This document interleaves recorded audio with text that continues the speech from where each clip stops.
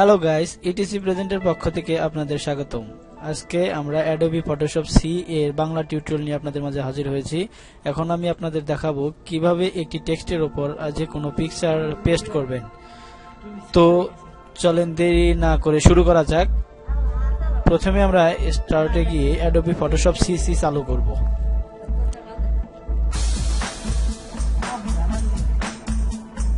দেখুন আমার ফটোশপটি চালু হচ্ছে। এখানে ফটোশপটি চালু হলে আমি আপনাদের দেখাবো কিভাবে একটি টেক্সটের উপর ইমেজ পেস্ট করা যায়। হয়ে গেছে, অটোমেটিক চালু হয়ে গেছে, কিন্তু একটা প্রোগ্রাম এখনো বাকি আছে। প্রোগ্রামটা আসার পরে আমরা আমাদের স্টেপে চলে যাব।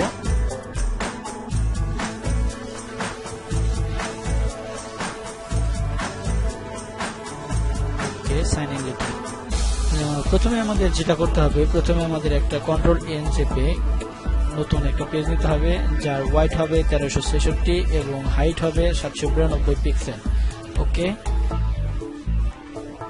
দেখুন আমার একটা ব্যাকগ্রাউন্ড চলে আসছে, সাদা পেজ। তো আমার এখানে ব্যাকগ্রাউন্ড কালারটা কালো দরকার, সেহেতু আমি এখানে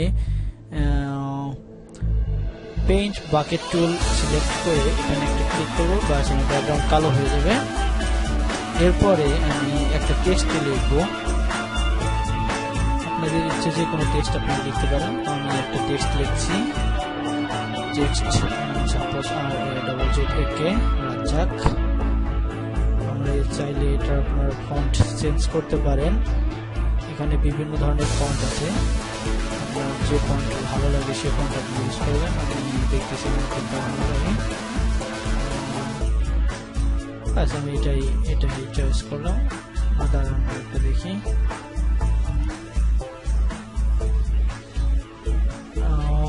দাঁড়ান, বাস এখানে আমি সিলেক্ট বক্স ক্লিক করে সিলেক্ট টুল ক্লিক করে এখানে আমি এটা বড় করে নেব, তারপর এটা মিডল পয়েন্টে নেব। ওকে, এরপরে আমরা যে ইমেজটা দিতে চাবো সেই ইমেজটা আপনার কম্পিউটারে যে ফোল্ডারে আছে সেখানে আপনি যে আনতে পারেন। এই জন্য আমার কম্পিউটারে যাব, আমার সফটওয়্যারে আছে software personal and new folder. এখানকার একটা সিনারি দেবো, সাপোজ এই সিনারিটা দেবো।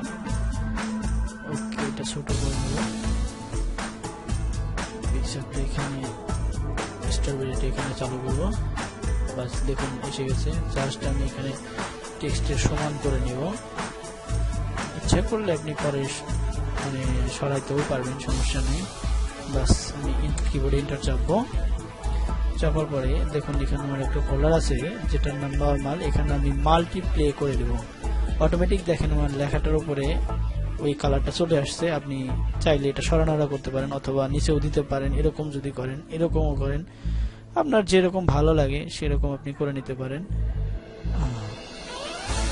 তো গাইস, দেখলেন আপনারা ভিডিওটি।